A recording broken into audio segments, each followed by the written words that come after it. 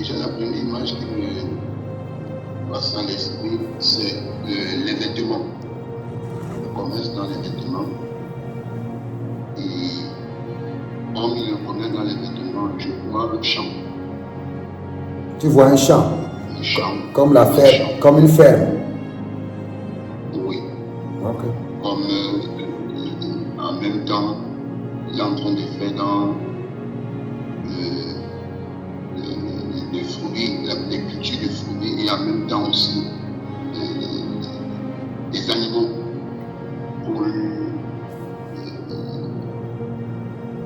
Voilà un peu ce que je veux. Ok. Maintenant, nous allons demander à la sœur. Tu viens d'énumérer au moins 3 choses. Est-ce que parmi ces 3 choses, il y a quelque chose qui cadre avec sa vie d'abord? Oui, ma sœur Eliane. Non. Non. Oui, pour rien ne cadre pour l'instant. Ok. Il a dit les vêtements, Non. la ferme Le champ, la ferme, non. et les fruits. Non plus. Ok. Non, maintenant, tu ne fais pas d'abord ces genres d'activités. Je ne fais pas pour l'instant. Ok. Lui n'est pas en train de prophétiser sur les activités que tu fais déjà. Lui, il est en train de prophétiser Oui, sur les activités que tu auras à Ils faire, seront rentables. qui te seront rentables. Oui.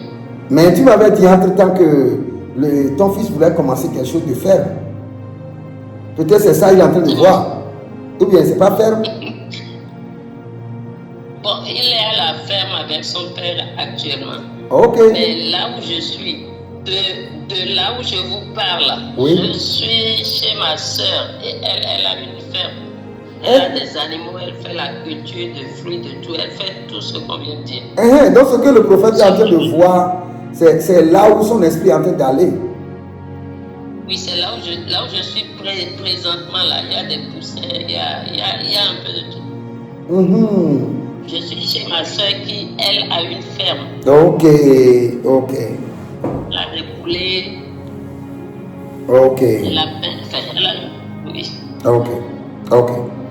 Donc, c'est là où son esprit est en train d'aller. Maintenant, je vais expliquer quelque chose et j'aimerais que vous preniez note. J'avais discuté avec l'un de mes fils la fois passée, dessus, et j'aimerais aussi que vous preniez note. Vous devez surveiller votre esprit et l'actualiser. Parce que l'esprit du prophète est soumis au prophète. Parfois, il y a des informations qui descendent, mais ce sont des informations qui ne sont pas d'actualité. Alors que tu as besoin d'une information qui est d'actualité pour convaincre la personne. Donc, quand tu remarques que ton esprit, quand des informations descendent dans ton esprit, et quand tu demandes à la personne dit, c'est quelque chose qui est déjà passé. Tu dois comprendre que tu dois maintenant prier pour que ton esprit ait des informations qui sont d'actualité. D'actualité, les informations prophétiques qui sont d'actualité. Ce que le pasteur Julien a vu n'est pas mal. Si on veut le noter par rapport à là où la sœur se positionne, n'est pas mal. On ne peut pas dire qu'il n'a rien vu. Il a bien vu là où je suis. Il a vu là où tu es actuellement. Actuellement, il a tout vu. Donc c'est bon. Acclamez pour lui alors, acclamez pour lui. Il a fait des... Maintenant, si on dit qu'il n'a rien vu, on risque de le décourager. Il a vu là où vous êtes actuellement. Ce qu'il a vu même là, c'est d'actualité. C'est là où je suis tout de suite là. Ok. Non, c'est bien. Il y a même des poussins qui ne sont pas loin de moi. Tout de suite là, ils sont là. Gloire à Dieu. Gloire à Dieu. Donc, pasteur Julien, tu vois que tu as besoin juste de courage. De courage. Et puis, Ne dis pas que c'est une œuvre, ce n'est pas une œuvre humaine. Ce n'est pas ta force. Tu es conduit par l'esprit. C'est vrai que l'esprit aura besoin de certaines informations de culture générale, mais c'est l'esprit que tu as besoin d'abord. Et quand tu as besoin de l'esprit, regarde, quand je viens devant un peuple pour prophétiser, je ne fais pas de préparation pour dire, bon, je vais prendre ce nom-là, je fais, non. Quand je viens seulement, il dit, Saint-Esprit de Dieu, je suis prêt, aide-moi. Aide-moi. Saint-Esprit de Dieu, aide-moi. Saint-Esprit de Dieu, aide-moi. Paf! Et le premier message descend. Oui, un célibataire peut être diacre. Nous avons commencé tous l'œuvre de Dieu étant célibataire. Donc, il n'y a pas de problème à cela. La Bible n'accuse pas, il n'y a pas de déontologie, d'éthique contre cela. Seulement, il y a certaines positions qu'on ne peut pas donner à un célibataire. Parce qu'il y a certaines églises où il y a beaucoup de filles et ce célibataire-là n'a pas encore dompté. Il n'a pas encore dompté sa vie de sexualité. On ne peut pas lui confier certaines églises, c'est tout. Mais un célibataire peut faire l'œuvre de Dieu pleinement. Il n'a pas de problème. Il n'y a pas de problème à cela. Moi, je suis contre la polygamie à 100%. Et si je veux vous enseigner sur la polygamie, je peux vous dire avec certitude ce que la Bible nous dit. Il dit que l'évêque soit marié d'une seule femme. Je suis contre la polygamie. Mais quand il y a des gens qui sont polygames à l'église, qui n'occupent pas la responsabilité de sacerdotale, je n'ai rien contre eux. Mais si tu es polygame, je ne peux pas te nommer diacre, pasteur, évangéliste. Non, je ne peux pas te confier une responsabilité à l'église. Mais tu es dans le peuple avec peut-être 3 femmes. Mais quand je veux prêcher, je prêche contre la polygamie.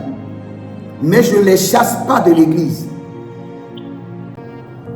Donc, au cours de la consultation prophétique, en tant que prophète, faisant la consultation prophétique sur le commerce, tu dois être capable de télécharger dans le règne de Dieu l'activité rentable pour la personne.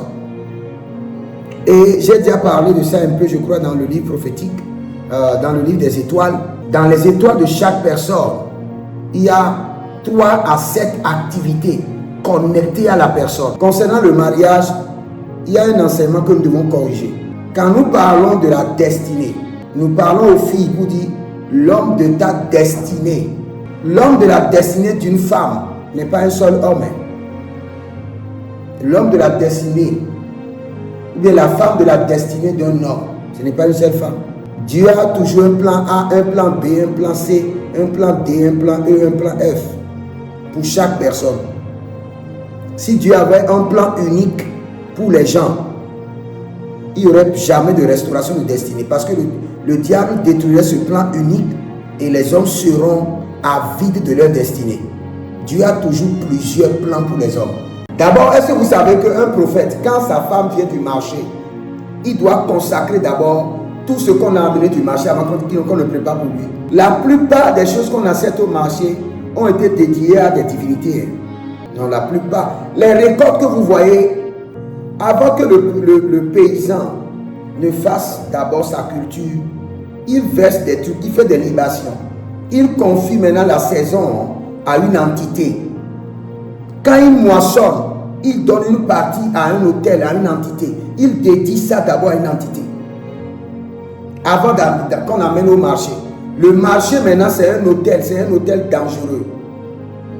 Donc quand tu es un prophète, quand ta femme vient du marché, soit tu lui dis, elle prie sur les trucs avant même de préparer, soit quand elle vient, c'est toi-même qui bénis d'abord, tu délivres d'abord la nourriture. Je vous dis une vérité, il y a des femmes, quand elles préparent, tu manges, tes yeux s'ouvrent. Je sais de quoi je vous parle. Elle prépare, tu manges, tes yeux s'ouvrent. Pas demain, le même jour. Seulement, ça ne pourra pas maintenir tes yeux, mais chaque fois que tu manges sa nourriture, le jour de lancement d'une activité, d'une entreprise, est toujours donné par le Seigneur lui-même. Et s'il arrivait que le Seigneur ne te donne pas et tu devais le lancer, Tu dois lancer ça ton jour prophétique, ton jour de naissance. Tu es né un vendredi, donc c'est le vendredi que tu dois lancer. Tout projet que tu veux faire, si le Seigneur ne te donne pas le jour, tu le fais ton jour prophétique. Mais tu dois faire une consultation prophétique pour savoir quel jour le Seigneur veut que je lance cette activité.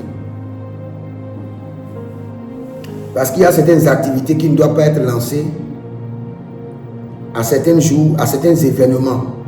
Il y a certains événements qui se passent dans le règne de l'esprit et tu ne dois pas lancer ton activité en ce jour. Quand tu lances l'activité en ce jour-là, l'événement mystique qui se passe dans le règne de l'esprit détruit en même temps l'activité.